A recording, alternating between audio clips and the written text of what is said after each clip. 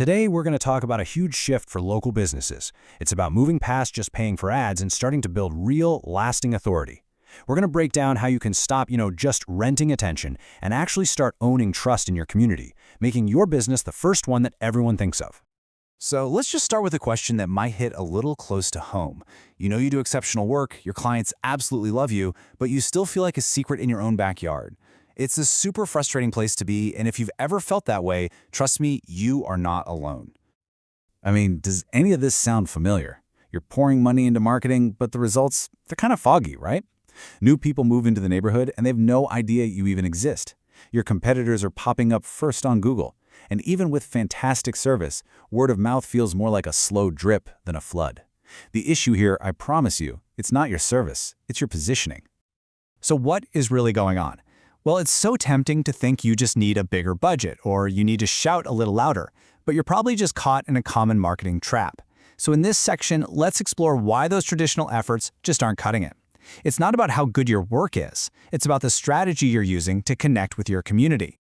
And this brings us to the core idea, the difference between renting attention and owning it. See, when you run a typical ad campaign, you're basically just renting eyeballs for a few seconds. The second you stop paying that bill, boof, you're invisible. But owning attention, that's totally different. It's about building mental real estate in your neighbors' minds, creating a permanent asset that actually grows in value. This table really breaks it down perfectly. Renting attention is just a perpetual expense. You're on a treadmill, paying every single month just to stay in the race, to start all over again.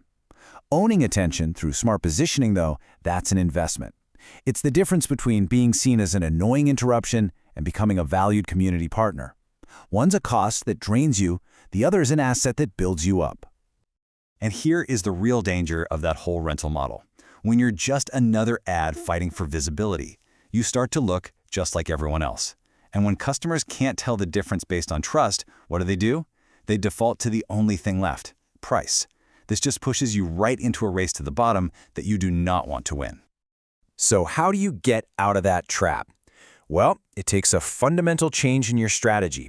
And that brings us to our next section, the authority shift. This is all about transforming your business from just another advertiser into an undeniable, trusted community staple. This right here, this is the goal. We're talking about something called neighborhood authority. It's that powerful position where people in your town know your name before they even need your service. It's when people who haven't even hired you yet are recommending you to their friends. You stop being just a business and become the go-to name. And this is the feeling you're aiming for. You want people to stop thinking, here's another company trying to sell me something, and start thinking, oh, I know them. This business is part of our community. They're one of us. That is the huge leap from being just a vendor to being embraced as a trusted neighbor. Okay, so this all sounds great in theory, but how do you actually do it? In this next section, we'll get into the compounding effect. And it's not about having a bigger budget, it's about having a smarter, more consistent process. It's a system where trust just builds on itself, month after month. It works kind of like a flywheel.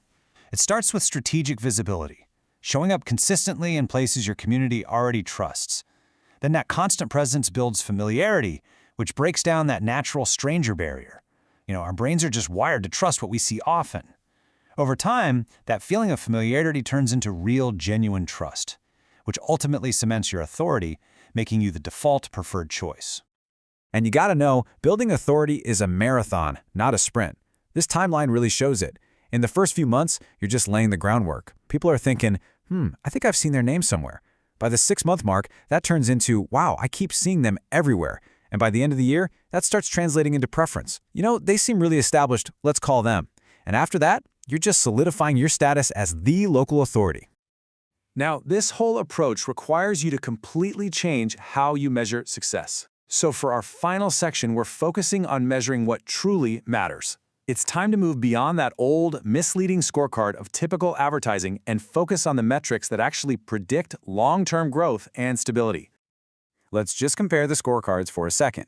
Traditional metrics, they measure fleeting activity, things like clicks and impressions that are gone in an instant.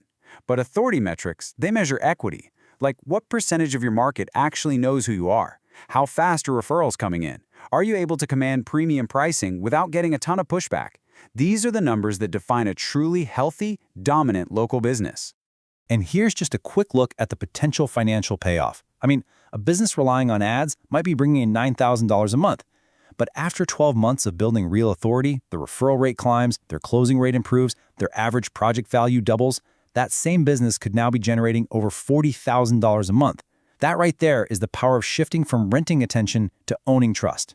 So, at the end of the day, it really just comes down to this. Someone in your market is going to become the neighborhood authority. They're going to be the one getting the calls, the best referrals, and all the premium projects. The only question left is it going to be you or is it going to be your competitor? Because once that position is claimed, it is very, very hard to take back.